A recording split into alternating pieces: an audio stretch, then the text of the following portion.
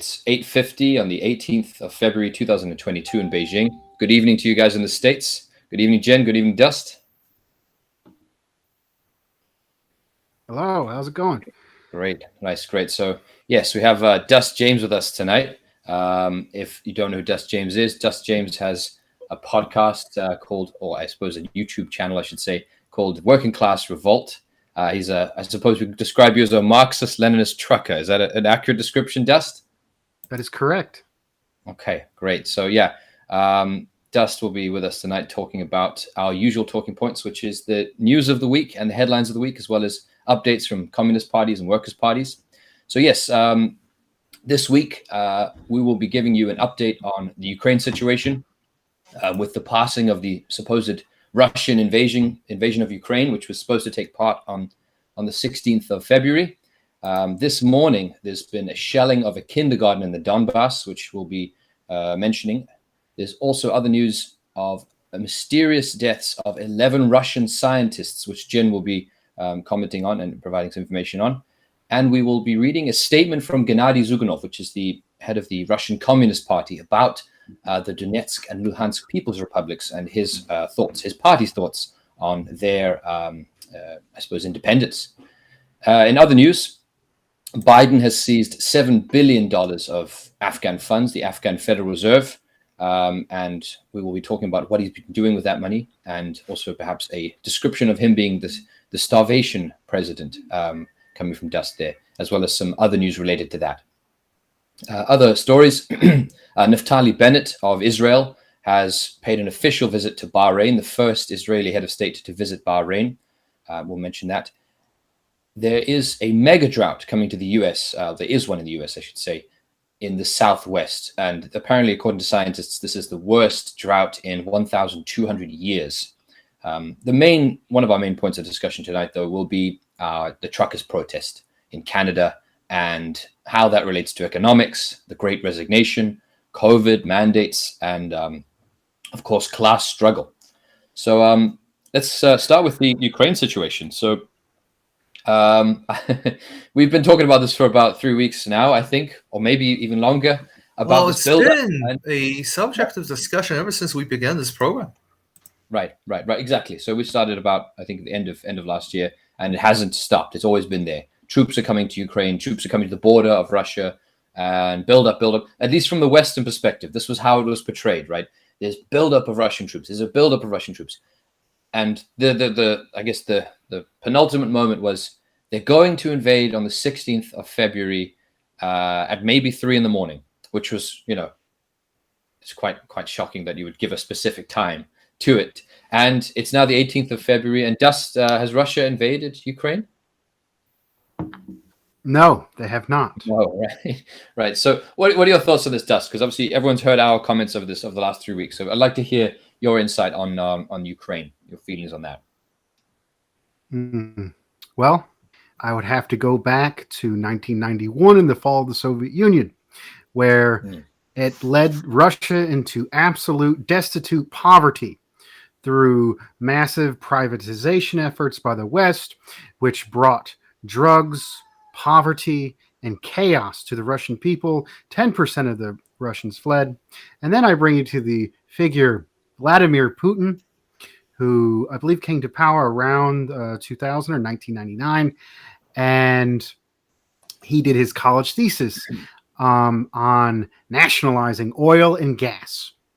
And he basically carried out this college thesis. And he was able to nationalize oil and gas, reinvest in all of the public resources that were stolen by the privatizers, and strengthen and grow the Russian economy and return them rightfully as a world superpower and link with China and the anti-imperialist bloc. This was an unforgivable offense, and they have been expanding NATO. We were told that the Russians stole the 2016 election. We are told that Trump was a puppet of the Russians. We are, and then we were told that the Russians were what was some other stuff? The Russians were funding mercenaries to kill U.S. soldiers, which was a complete and utter lie. And now we've been recently told the Russians were making a false video, a false flag video to be able to justify Ukrainian invasion. And then we get to our point right now. The Russians are going to invade Wednesday at 3 a.m. right in the morning, or Thursday, or Friday, or Saturday. So I mean, this is it. The United States, I call them monopoly capitalists, oil bankers based out of Wall Street in London, do not like Russia, and they want to cripple it economically. They want to break its connection with its allies. They want to foment division between allies like Russia and China, which they were able to do back in the Cold War. It doesn't look like they're able to do that now. I forgot. This is more important because we're talking about Ukraine. The 2014 coup that was under the Obama regime that put Nazi sympathizing government into office, and including there is an outright neo-Nazi or actual Nazi battalion, the Azov battalion, which receives direct funding and weapons from the United States. So I mean, it's obvious they're lying. The United States is lying about everything. The public media outlets are lying about everything. The corporate outlets are lying about everything. What we know to be true is the imperialists will do anything to defame and attack the Russian people. And this specific thing, there's two eastern republics in Ukraine, which are autonomous regions. And I recently heard an update from Tejas from Donbass, which is a volunteer fighter who is manned guns on the front, in between, almost like a Cold War zone, where Nazi sympathizers and troops are on one side, and people defending Russians who may be ethnically cleansed if the neo-sympathizing government gets their way, defending themselves. And brother Tejas from Donbass, which is a fellow American and Texan, volunteered to fight on their behalf. Right. And he gave an update that said his prediction was the conflict was almost inevitable. I have my doubts on it. But he also said that they said it was going to happen on Wednesday, but there was rain on Thursday. It was going to be raining the next week. And because there isn't a lot of roads to move troops quickly, the fascist aligned forces, NATO was called NATO Nazis, as I like to call them. The NATO Nazis could walk the 6 miles into the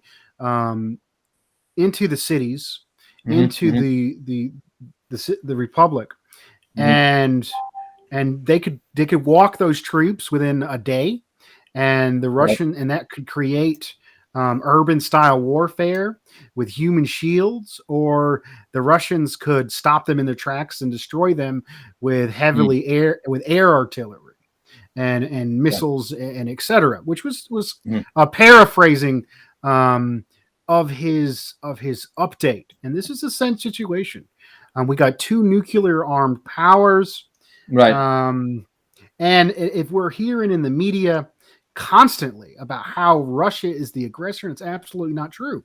If you talk, especially with a Democrat voter, a militant Democrat voter that defends Obama, the Biden, it was the Obama-Biden regime. Now we got the Biden-Harris regime. Very similar. And then, so I mean, that's basically the situation. I think is communists as peace-loving people, we need to, call out all the lies against the Russian people, against the Ukrainian republics. Right. And I mean, this has also caused an increase in oil prices with this share. And workers in the United States are already having, right. huge inflation problems. Go ahead. Before we jump into the economics of it, Jen, do you want to jump in there? You want to say something? Yeah. So a piece that I saw a few days ago, which kind of really shows us like what the situation actually is some United American military head talking about the fact that the United States has finally begun to counterattack Russian disinformation. Currently, as describing essentially the U.S. coverage of the Ukrainian situation right now. So the logic, when's the last time we've seen this kind of stuff? Well, it was back in the 1950s.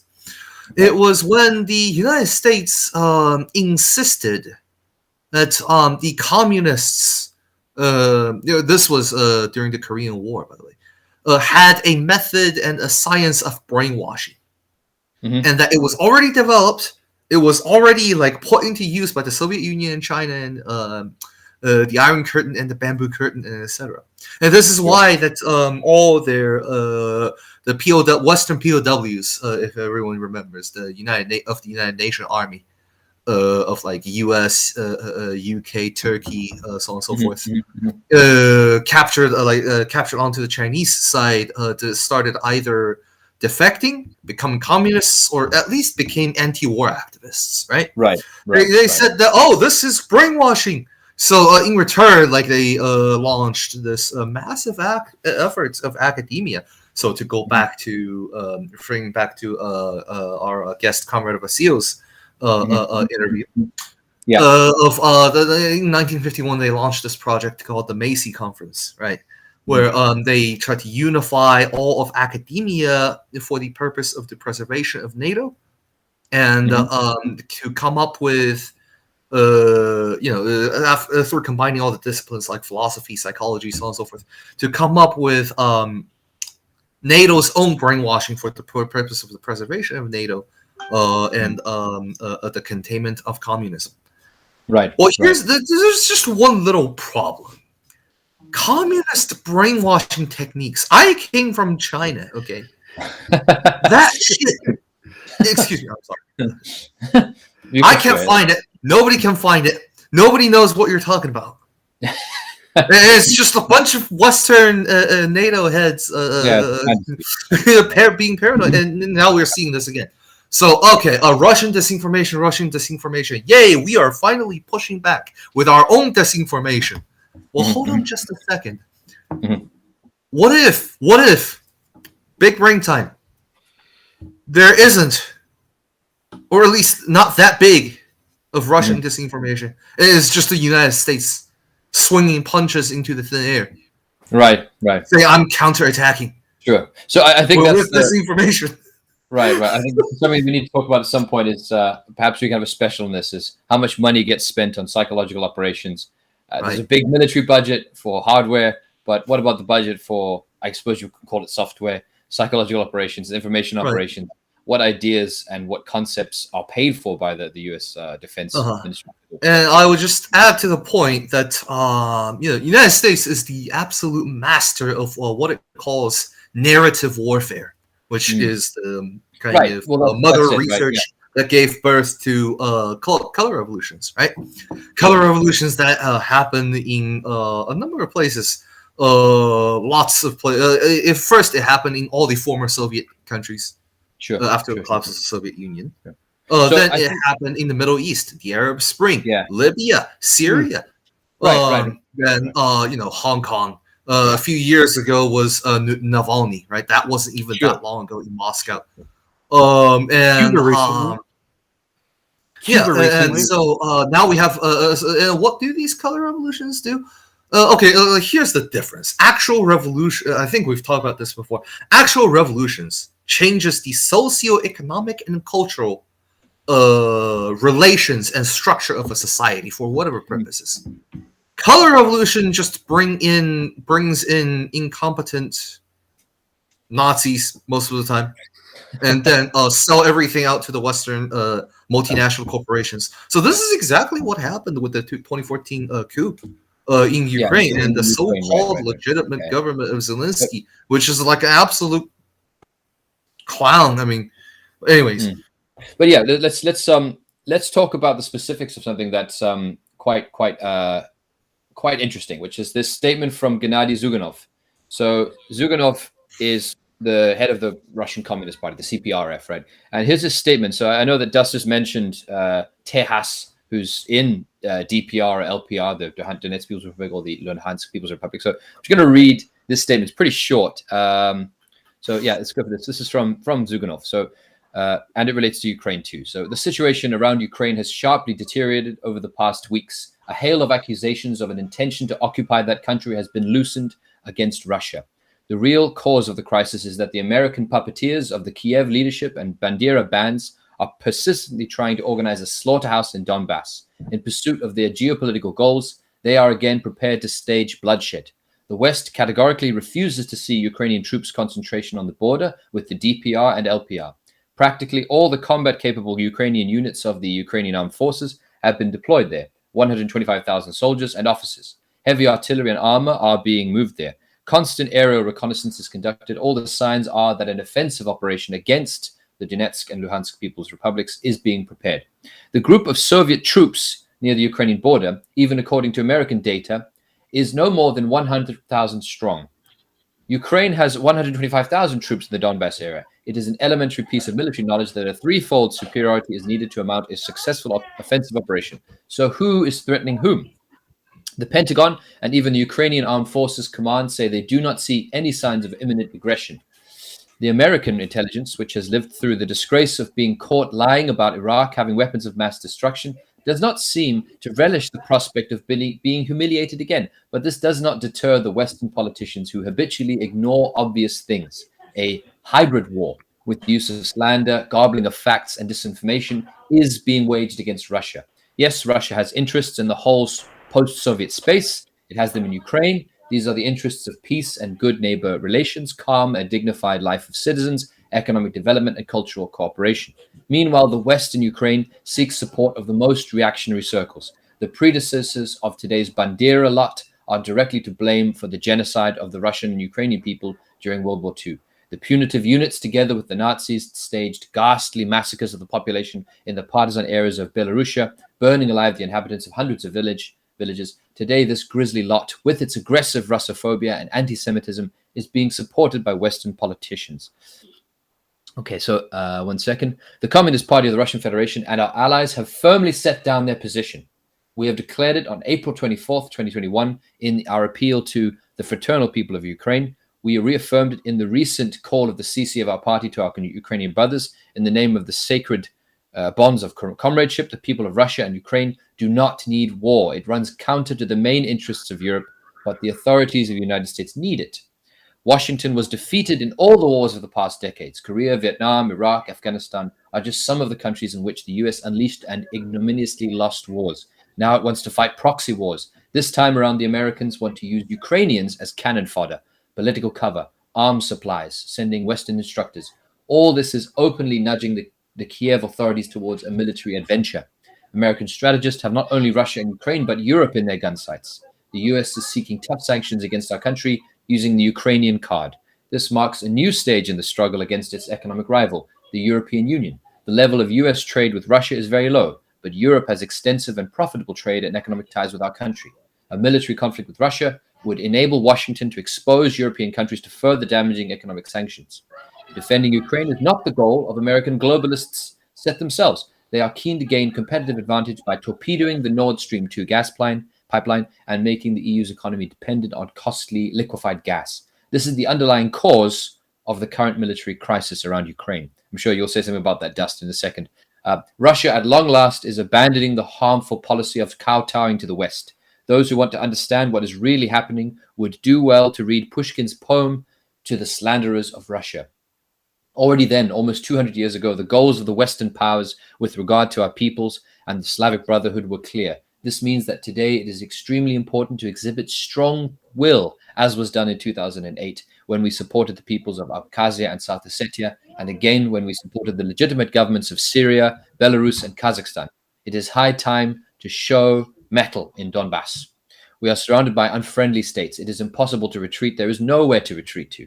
The West must become aware of Russia's determination to defend its national interests and its friends. Needless to say, the masses in our country can be defended through a fundamental change of the path of its development.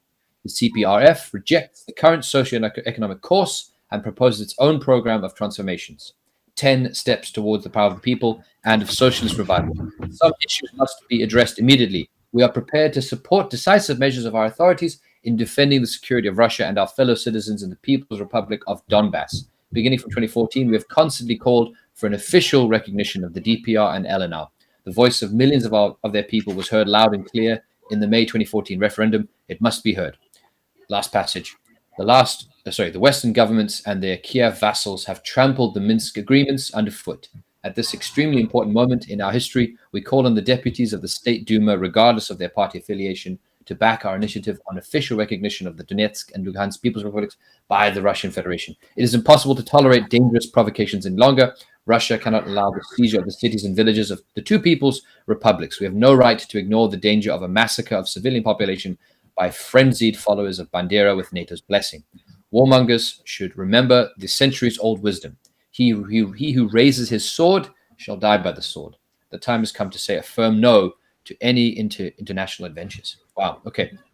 So can I just comment on how this is a very poetic kind of, in a sense, within amidst all the chaos, because during World War II, right, the Great Patriotic War, the very famous words of I believe it was a Soviet commissar was around the Battle of Moscow, right? Was that the motherland is big, but we have no more ground. We have no more ground to retreat, for behind us is Moscow.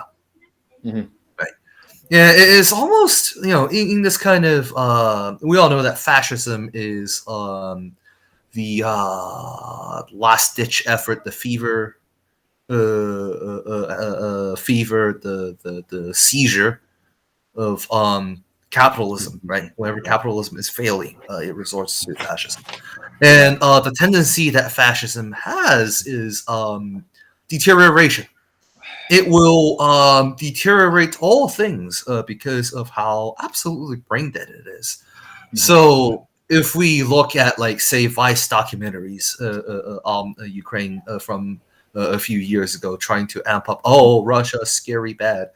What we will see is that the defense of Ukraine defense, quote unquote, is completely done by Nazis, who believes that warfare is anywhere between like fist fighting and World War I with modern automatic repeating rifles.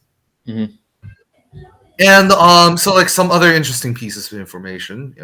The former Ukrainian city of Kharkov, the famous home of tank design, right, and tank manufacturing, has now deteriorated to a point where they can only manufacture, on average, about 2 to 3 main battle tanks a year. Okay.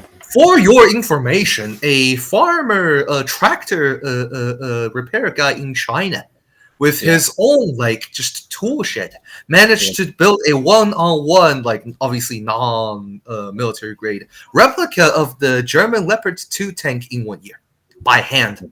So they've obviously lots of. It was around 40, 50 tons, can drive like around 20 miles an hour with tractors and engine and everything, without a gun, of course, but the functioning turret and everything. So, like, for the great city of Kharkov, which for the supplied thousands of tanks, to like devolve down to like only slightly better than one guy with some welding tools.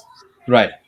So it seems to me that, like, everybody who in Ukraine that has some common sense in terms of human civilization in general has fled Ukraine, and either to look against or just like immigrated to Europe because of how bad the situation is.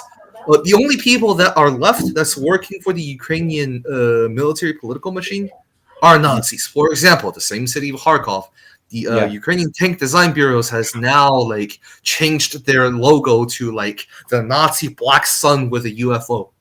Right. I'm not even joking. That's the level of deterioration we're talking about. So, I think everyone's familiar with the Azov battalion and all that kind of stuff. What the CPRF said is I really want to wait. Hold on, Jen. Let's get to the economics of this, because I think the gas thing, the oil discussion, I think everyone's heard about. We hold it the Azov battalion. Even mainstream media has covered. You know, the fact that there is open fascistic right wing elements in the Ukrainian government. I think that's pretty much been covered quite extensively. I mean, also there was the massacre of trade unionists in Crimea during Maidan. So I don't want to say it's old news, but I think it's, you know, people know that that fascistic element is there in the Ukrainian, the current Ukrainian establishment. And Zyuganov does mention there too. The Bandera are running Ukraine. So let's move on to this discussion about the economics of it, the oil and the gas and whatnot. I think, Dust, you mentioned before we started this stream about how you see how this ties to the U.S. to American interests about oil and oil production and the sort of oil capital, I suppose. Yes, very, very good points. A dire situation. That was a beautiful statement from the comrade who is literally is scared of his life and scared for his people at the front of this brutal empire, which is U.S. imperialism, and their pawns, their Nazi pawns in Ukraine. That was very beautiful. I think we're going to talk about the economics. It seems to be a reoccurring theme that starvation, they're literally taking food and economic resources from a people till they submit, is an ongoing tool of the United States and of the Biden-Harris regime. And let's look at it currently. I was watching, against my better judgment, I was listening to the Imperialist Now, Democracy Now, and they had a debate, and there was two. I think there was someone, either a lawmaker and a scholar, and one of them was saying how we need to be able to make the sanctions against Russia flexible.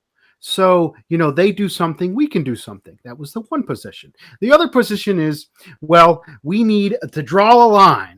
And if they cross it, all of these sanctions will be pushed at once.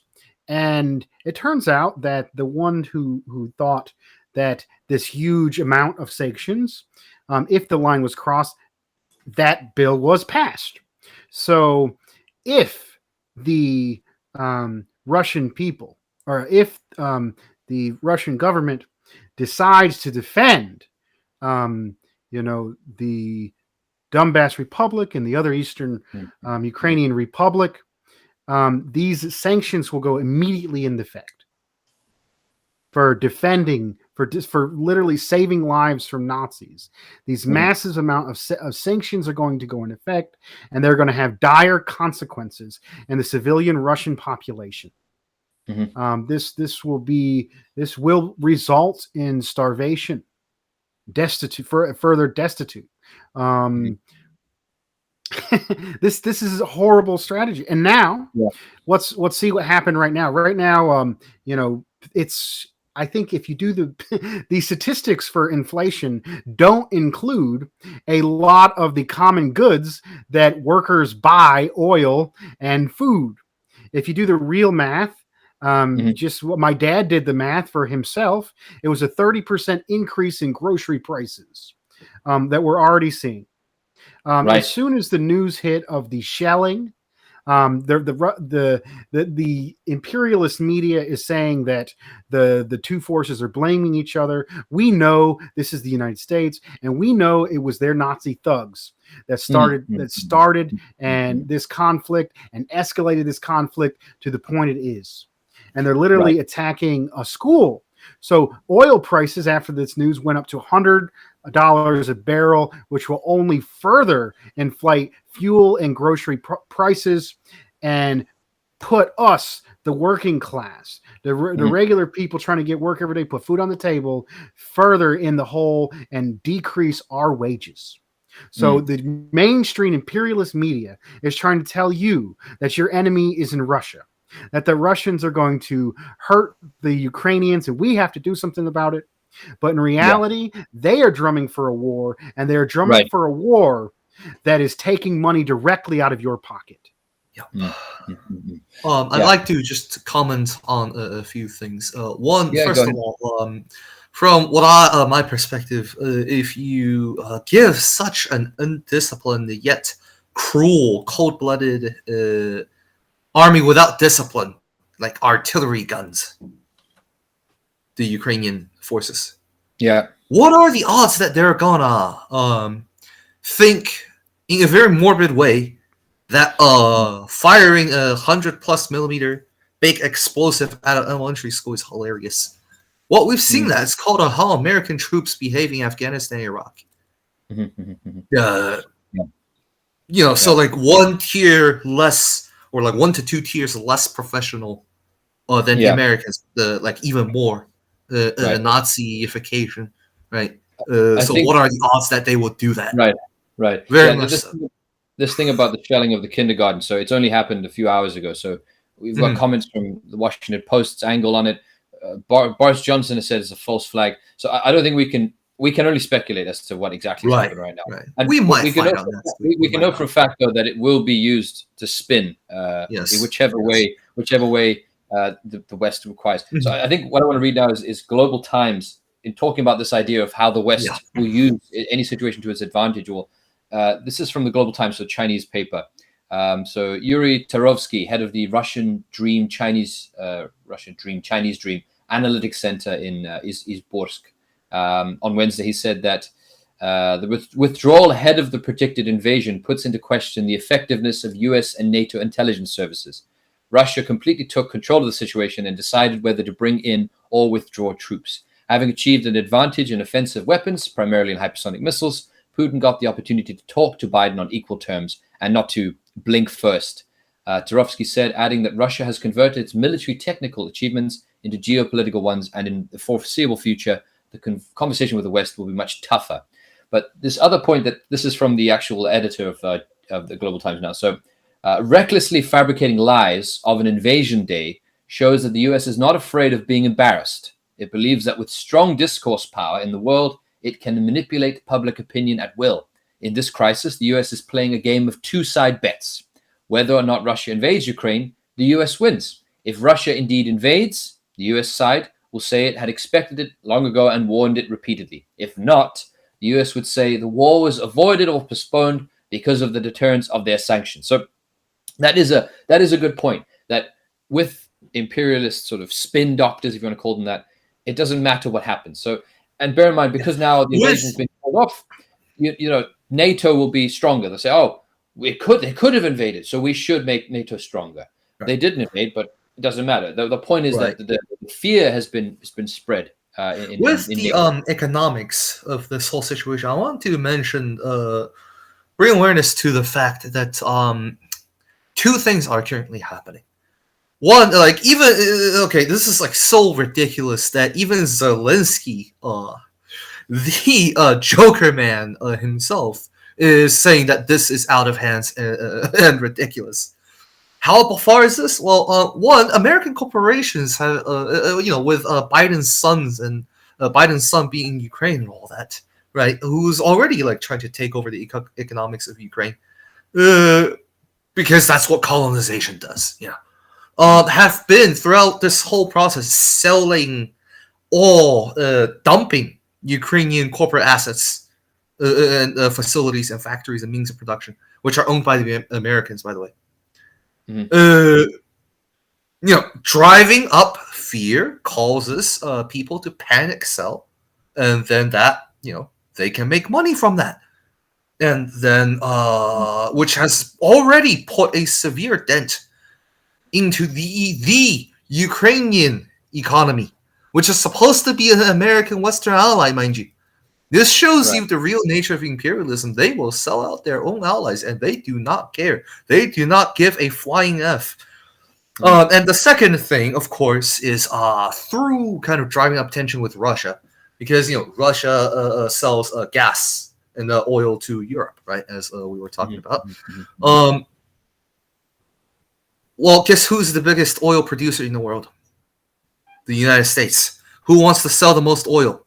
The U.S. So how do you? But like, here's the thing: Russian oil to Europe only takes a pipeline. It's very cheap. Yeah, American oil to Europe requires expensive, those like mega gas ships, which are expensive to operate. So you cannot, on a capitalist basis in a market, outcompete the Russians in terms of gas because of proximity and transportation costs. So what do? Well, you use this right here to kick Russia out of the market so that they can rob Europe using gas money, because Europe gets cold during the winter, and if they don't buy gas, they freeze to death. So it's one of those cases where capitalism becomes just glitches out. Supply and demand, right? But like, what if demand is infinite? Well, the prices can be infinite as well, and you will still make infinite money. That's how. Speaking of starvation, I'm sure Dusty, you will. Speaking about money, yes. Speaking about money, so we've got the other story we want to move on to now. So I think we've covered the Ukraine situation. I wanted to mention the contradiction between the imperialists themselves. The Germans were asked to support them with guns, and they sent helmets. It is not in Germany's interests. It is not in Germany's interest to buy gas all the way from the United States, especially when their people are starving and they're being coerced. So not only is the U.S. empire starving the Russian people, starving the American people, they're trying to freeze the Germans. And in this specific interest, German sovereignty, the struggle for German sovereignty, is in the interest of anti-imperialism against the oil bankers. This group of cartels own 80% of the world's oil. If you look at like Saudi Arabia, you said U.S. is the biggest oil producer, but they get the majority of the profits off of Saudi Arabian oil. And through the hands of this small clique of oil bankers, I call monopoly capitalists, domination of finance capitals, imperialism, monopoly capitalism, 80% of the world's oil is going through. I mean, this is crazy. Go ahead. Sure. So I think we want to move on to Biden, actually, talking about money. So I think this does work. This works. That's what I was going to say anyway, so let's just go to that. Biden seized $7 billion of the former Afghan government's Federal Reserve. So just to clarify, obviously some of this money, or most of this money, was donated by Western governments. It is from the old Afghan government's reserve. But, I mean, legally speaking, on paper, this was Afghanistan's money. Even if you don't like the Taliban, they are, de facto the government of Afghanistan now, and technically that is their money because they are, that country haven't been recognized yet. But nonetheless, at least 1 billion, at least $500 million of this money was actually individual Afghan people's donations to, their government at the time, the former government. So the plan right now with this money is Biden is giving half of it will go to aid agencies for immediate needs, and the other half is going to go to paying perhaps for the medical expenses and other things related to the victims of 9/11. That's what it's been earmarked for. So initial comments from some people, for example, they interviewed someone from the American University in Kabul. So he's in Kabul. He's a lecturer, and his thoughts were that, sure, there is an immediate crisis in Afghanistan, but at the end of the day, this money is ours. We should decide what it is. And his point was that the U.S. is very happy to operate and work with Saudi Arabia and various other unsavory, let's say, governments around the world. But however, when it comes to the Taliban, they are unwilling to sort of make that deal, which he said is a huge hypocrisy. And he also said that this money should be for the Afghans to decide what to do with. And yes, immediate supplies and immediate food and immediate medicine is needed in Afghanistan. But at the same time, that money is designed or intended for long-term, infrastructure and whatever spending to stabilize the country. And it's up for the Afghans to decide. So this is pretty. I don't know. I don't think many people are happy with this decision to seize their money. It's been sitting there for months. But yeah, this ties into the economics of, I suppose, well, yeah. I don't know what your thoughts on this are, Dust, in terms of Biden seizing billions of Afghan money. There is a humanitarian crisis in Afghanistan. Mm-hmm. Literal mass starvation. The United States has been occupying Afghanistan for over 20 years. They have funded warlords who routinely poured acid on women's faces. They have maimed and destroyed and killed and assassinated whoever they want at will. And now, as they pull out all the resources that they were putting into the country. Now we have mass starvation. Now the money that was the Afghan people is being stolen from the people in their need and their time of crisis. Afghanistan is a strategic position. It's on the border. It's near China and Russia, two places that they would like to create chaos on their border of, and to create instability that the Chinese and the Russians would then have to spend money on to deal with.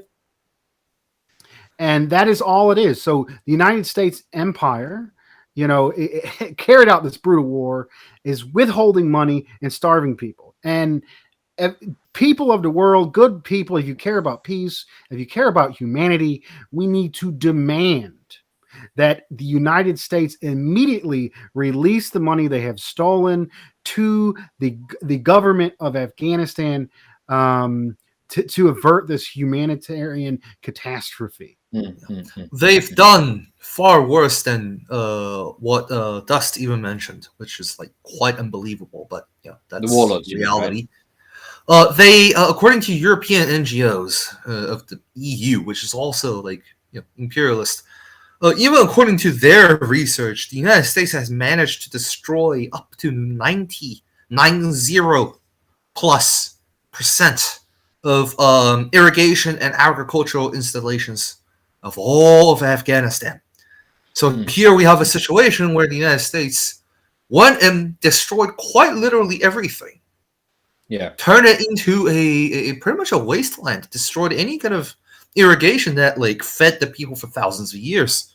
And now took all their money, and is gonna go ahead and then say, look, the Taliban government failed because they're not a liberal democracy. Well, yeah, right. It's called materialism. It's called physics.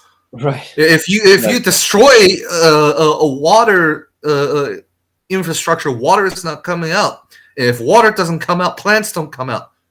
Like that's And if people don't have calories to maintain their body temperature of 96 degrees Fahrenheit, 37 degrees Celsius during winter, they die. It's right.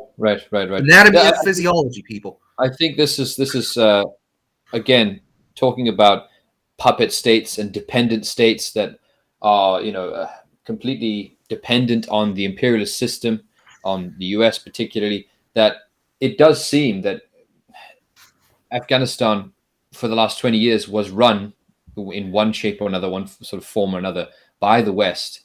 The country that they left behind is not able to provide food for itself. So this talk about self-sufficiency, about its own production and stuff. Not only was the political system rotten, it seems that the state, in terms of the economy and farming and industry and agriculture and jobs, they also didn't seem to be able to build anything. So this whole nation-building project, not only was it a failure at the top of the government, but it seems that even on an economic level, they created a country that is entirely dependent on the global system. I mean, I know that many countries rely on imported food and whatnot, but to be at this kind of crisis after 6 months of having lost that money, it shows that this thing was a really a house of cards that collapsed, and in more ways than just the political side of it. But I think there's a point about this in terms of the starvation president, that this description that I think Caleb Maupin has just used to describe President Biden. And of course, there's more than one way in which this description is apt. I think you mentioned this just before we started about the Alex Saab situation. I assume this fills into sanctions and starving people and the politics of starvation on the global scale. Am I correct? Is that why Yes. this description is apt? Yes, exactly. I mean, you said 20 years, and you got to go. In Afghanistan, it's near 40 years. If you go back to them originally arming Islamic militants to stop a progressive socialist government. So, and I would say that the United States never had the goal of action. That was their stated goal. But poverty and chaos benefits U.S. imperialism, keeping that region in chaos, creating problems for Russia and China, stopping them from developing. All of this benefits monopoly capitalists. So they starve the people of Afghanistan. Right. They're threatening to starve the people of Russia. In the United States, we have out of control inflation. We're seeing our prices in food go up. President Biden has the authority from an executive order to immediately enact price freezes. And that is exactly what the United States government did the last time of inflation during the 1970s. So with his inaction not to stop, not to freeze prices, he is literally taking food out of the mouths of children as we speak. Yeah. And there's another important case is Alex Saab. Alex Saab was a diplomat on behalf of the Venezuelan government, a Colombian nationalist. And he went to Africa to negotiate food deal, a trading food with Iran. Mhm. This is two sovereign governments in a sovereign country, and Alex Saab was kidnapped on no legal authority whatsoever, and now he's on a kangaroo court jury down in Florida. And the Center for Political Innovation, along with other peace groups and anti-imperialist groups, yesterday on Wednesday had a day of action. And in New York City, in Chicago, and other places around the country, they had small demonstrations to bring this to light. So they're starving people in Afghanistan. They're threatening starving people in Russia, and they are locking up diplomats to prevent food going to the Venezuelan people, to starve the Venezuelan people into submission so they do not support their democratic elected sovereign government, starving them into submission to U.S. imperialism. Right. On that note, recently I've not even recently, but from what I gathered, the Venezuelan people and the Venezuelan nation and legacy in general is the product of Bolivar, right? What? Sorry, Bolivar. Okay, sorry. Yeah. Okay. Yeah. Well, here, like easily, we can understand why that is an existential threat to, an old term rather of the American Monroe Doctrine, right?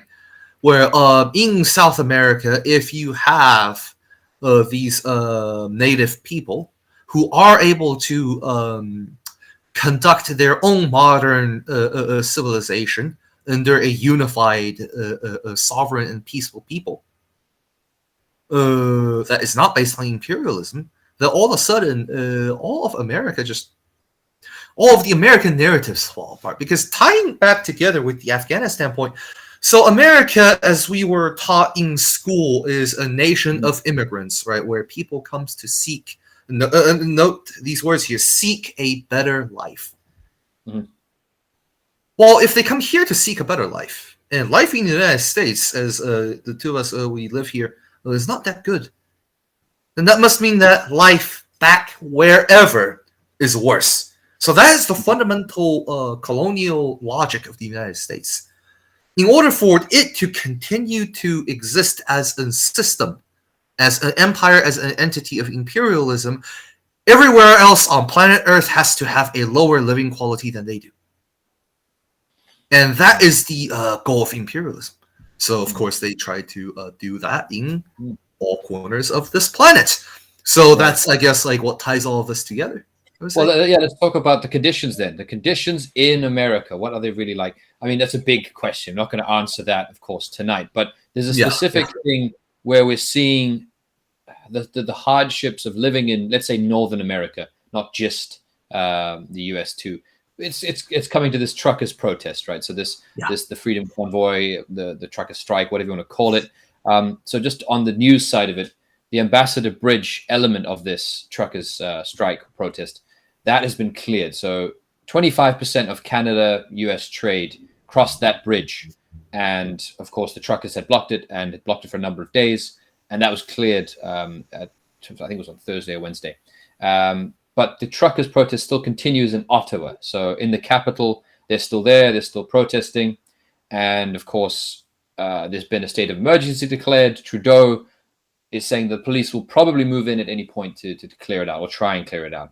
But we talked about this last week about the truckers' protest and had some thoughts on it. There's a lot of elements. Okay, so of course, I don't know where to start on it, to be honest. But let's start with the fact that I think at least on a protest level, the first comment I'd like to make is that they have shown, at least, if you are going to strike, if you are going to protest, this is how you do it. So you go on a bridge, you block key assets.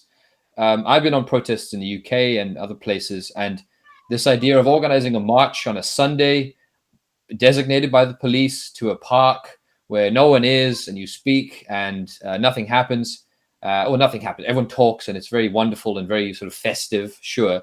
I mean, I know I'm not saying that you can't do that and that's terrible and you should never do that. But if you really want to make a noise, if you really want to talk, you should never do that. I'll be the controversial. Sure. But I mean, so 2 weeks ago we had Vassal, and we spoke about strikes and unions, and the fact that the general strike has been taken away from the unions in general in the US through legislation. So now we're seeing sort of how maybe a working class movement, any working class movement in general, the tactics of how to make capital listen to you is by seizing things like this. This has received far more attention than any other sort of protest about many other issues has received, because they've realized the value of their labor first, but also of how to protest and how to strike. So that's the first thing I like to say. The next thing, I suppose, I want to hear Dust's thoughts on this, because Dust, you of course are a truck driver, so I assume you have more contact and sort of more of a closer ear to the ground, if we're going to use that term, to truckers and how they feel about it. How do you think it's going, and where do you think it's going to? So I want to hear your comments on it in general, but where do you think it's going to go? I think that things are not looking bright. I mean, I think this is what you would call in a Marxist term a spontaneous moment, right? Yeah, I mean, I guess you guys already went over it, but I think to start with this demonstration, and by the way, I'd like to disagree with Jen's point, and both a strike, a convoy, and a peaceful demonstration, similar to a demonstration was where you show your power and not exert it. Is an effective tool, but not as effective. But this in particular has been demonized from day one. You saw this image everywhere of a Nazi flag that was at the demonstration, and I recently saw an interview where people were saying the person who had the Nazi flag was going around and saying, do you want Canada to be like this? Do you want Canada to become an authoritarian state? So, so first of all, there may not have actually been any Nazis whatsoever at the demonstration. But if you turn on CNN and you turn on the liberal media, these are all backwards racists, similar to the January 6th convention. In the reality, if you look on my Facebook page where I'm seeing live streams of indigenous people dancing, of ice skating, of bouncy houses with children, of workers coming together and talking to each other, and peacefully discussing. This reminds me back to Occupy, where people from around the country, around the label of "We are the 99%," were coming together, exercising the political force. And I really do think this is our moment's Occupy. And will people say, well, these people are disregarding public health and are selfish and don't care about those measures. And I think this is a ridiculous statement, because the COVID epidemic has been purposely mishandled by the Western imperialist governments.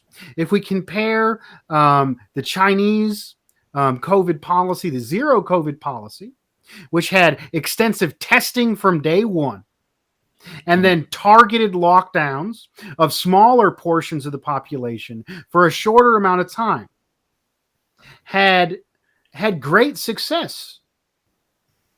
And this was even before vaccines were available. And we noticed in the United States the wait and see strategy, the do nothing strategy. First of all, the Donald Trump refused to take in the cheaper international tests that were more accurate, waited for big pharma to be able to make money off the tests, which allowed it to run rampant. Near 1 million people have died in this country. Almost twice as many under the Biden regime than the Trump regime. So we had, even though Trump said, "Oh, don't worry about it, don't wear a mask," and laughed at people wearing a mask, now we have a Democrat in office, and we're seeing worse numbers than before. And it isn't. Yes, what policy the president and voices is important, but when it comes down to it, is a result of the failures of the institutions. And in the United States, the nail on the head. in the United States, they have been shutting down hospital beds for decades, and they're saying a lot of the deaths are coming from the overrun hospitals. Well, they've been shutting down these hospitals for decades. A lot of these deaths from COVID are coming from comorbidities. Well, tons of people in the United States are underinsured, are not insured. And that is a cause. This crumbling health infrastructure, no access to health care, is a cause of these comorbidities. United States has the highest COVID deaths. And now we learn, I've looked further into this, that the United States gave billions of dollars to research labs to develop a vaccine, and then the patent for that vaccine went directly to the pharmaceutical industry. And then the United States government then paid the pharmaceutical industry for those vaccines that they then administer to the people. And if they would have took even a portion of that money, just a portion of that money, to do adequate testing, to actually expand medical infrastructure, they could have saved way more lives and got this under crisis. So it is the for-profit medical system, the big pharma manipulating the government. And allowing people, and then on top of that, we got these massive lockdowns that are causing people to overdose from drugs, not have any social contact, mental health crisis, domestic abuse crisis, and then economic bankruptcy of the working class, the destruction of small businesses, and then the expansion of monopolies like Amazon. If the workers, if that is not enough for the workers to be angry at the way these lockdowns have been done, the way small business is going to be attacked, it is enough to say this can no longer go on. We are going to withhold our labor power. The system cannot continue as is, regardless if it is so-called anti-vax sentiments. Regardless, the people understand that they are getting screwed over, and they're doing something about it. And when the workers are in motions, we critically support them. We don't demonize and push them further to the right. Go ahead. I want to add to beat the iron while it's hot. Just add to that. First of all, a little piece of statistics. China, all of China, during the time when COVID started, had at I forgot it was either 36 or 37 COVID testing labs that are capable of doing COVID tests for mRNA. In the United States, in the state of New York alone, there was more than 200 labs to be able to do that. So they had 200 in one city, whereas China had 37 across the whole country. Yes, for labs that are able during the beginning of COVID, like early 2020. So, like Dustin said, like this is not a problem of whether or not they could have. They absolutely could have. They chose not to. Right. For the benefit of two things. One, monopoly, like Amazon, and two, the pharmaceutical companies. Right. So then what did they bank on? Well, they banked on this Hail Mary called the vaccine. They said that, that the vaccine will stop everything. Well, did it? Quick news flash. The former chief editor of the Chinese Voice of America, the American Propaganda News Network, died of COVID at age 70 plus, 76, I believe. After 3 shots of Pfizer vaccines. So, okay, yes, good job, anti-China propagandist passed away. Maybe we should be glad for that, maybe, but he's not even the worst within Voice of America. They've been doing authoritarian purges over there for who can be more anti-China. I'm serious, ever since Trump's days. Okay. And then to bring the question back here, well, if this Hail Mary didn't work, then what? Anybody that has taken a class or just learned about a thing in logistics, management of any kind of systems, knows that there needs to be backups, reinforcements, and there needs to be leeways for any point in a chain, in a network, to be able to sustain the amount of fluctuations. Right. And for this kind of situation, you need to especially add to that reserve stockpile of anything, hospital beds, of personal PPPs, of all sorts of things to be able to counter this. We see none of that. Not only do we not see an increase of these kinds of supplies, like Dust James was just saying, we see a decrease of this, and then to blame all of that failure, all of it, okay, onto just workers, who might not be your most educated person, but that's not fair. They're not experts for a reason, right? To blame all of the failures of the systems onto just workers, that is insane. That is absolutely insane. Yeah, I think the point that I want to make on here is, so these striking protests, the truckers, right? So, they are protesting, and sure, yes, a Confederate flag has been seen here and a Nazi flag there, and sure, some of them probably have many right-wing views.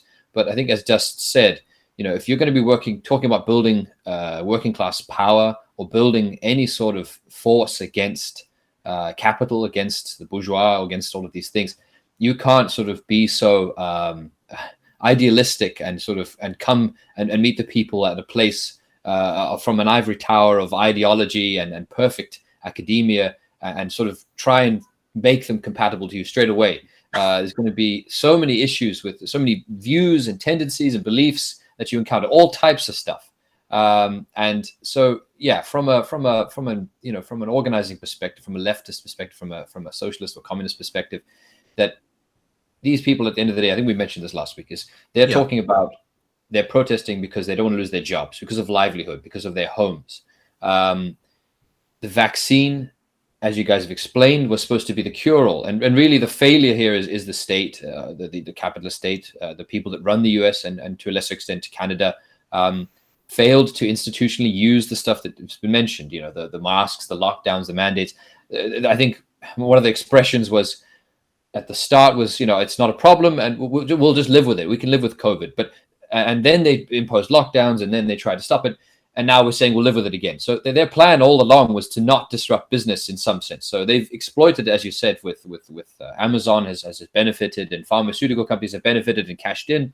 But the ultimate need was to keep production going as well. That's the other thing to this, is that the pandemic wasn't dealt with as well in the West because they didn't want to stop business in some senses. And then when they did stop it, it was done in a way that benefited the big corporations. So small businesses were crushed.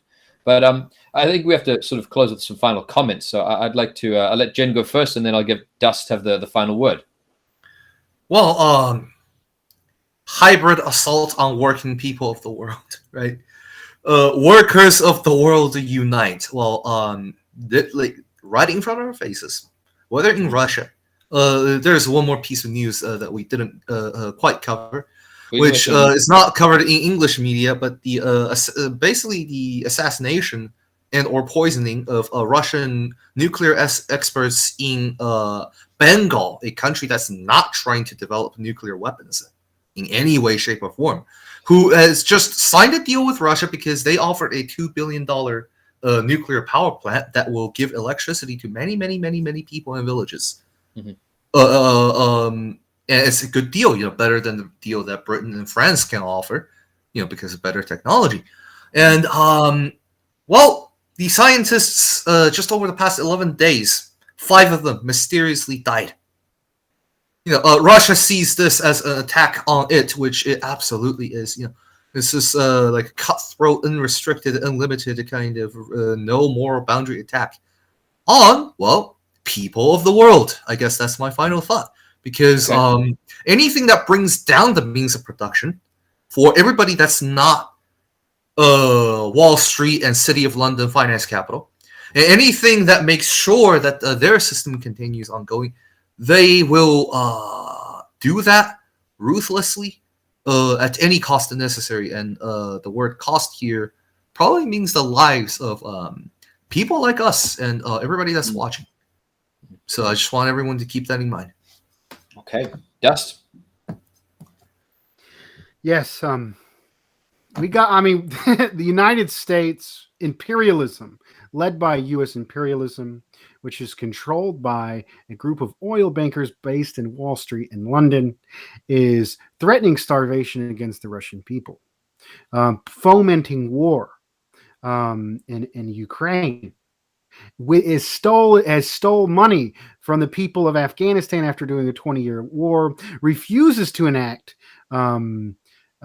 price freezes in the United States as working people are seeing their wages decrease. They allowed nearly 1 million Americans to die over this. Monopolies have increased. Small businesses have been destroyed. And now we're seeing a Occupy-like movement in Canada amongst fellow drivers. I don't say they people. Those are me. Those are fellow workers. Those are fellow drivers who are angry at the imperialist government of the junior partner imperialist government of Canada. And for a fraction of the cost to implement this vaccine digital passport system, and then the expansion of the police state to enforce that, they could have put the money directly into Canada's underfunded national healthcare system and saved a lot more deaths. So we know that the monopoly, the capitalist and governments are manipulating this, have manipulated COVID for their own benefit. And now the truck drivers who are standing up against the injustices that have been carried out against them are being repressed. There's unprecedented amount of repression. They are freezing the bank accounts of people who get hundreds of thousands of dollars in debt to get these rigs, or have to stay out away from their families for a month at a time to pay the monopolies that produce this equipment, and then have to pay to the oil companies to move the equipment. A lot of the owner-operator status is simply to avoid labor laws and to put the risk and the investment costs onto the worker themselves. And now we're seeing police repression, freezing of bank accounts. We saw the technocracy steal the people's money that the people raised for this event. And I think it's a similar strategy to the way the police state in the United States suppressed Occupies. First, they demonize it in the media. Then, as it kind of starts to fizzle down, they go in with brute force. And they remove. There was Occupy sites all over the United States, and then after things died down a little bit, they went in with brute force and got rid of them.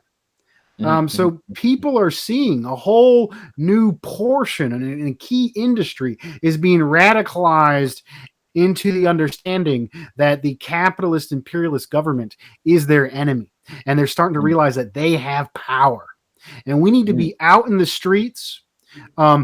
Raising class struggle, raising class consciousness, and not demonizing workers and pushing them further to the right. Yeah, great stuff. Great thought there. Final thought there, Dust James. And thanks, Jin. So thank you guys for attending this week, and we'll be back next week. Yeah, and of course, Dust, I'll probably be here. Dust, we'd love to have you on again in the future at some point. And thank you so much for joining us. Cheers.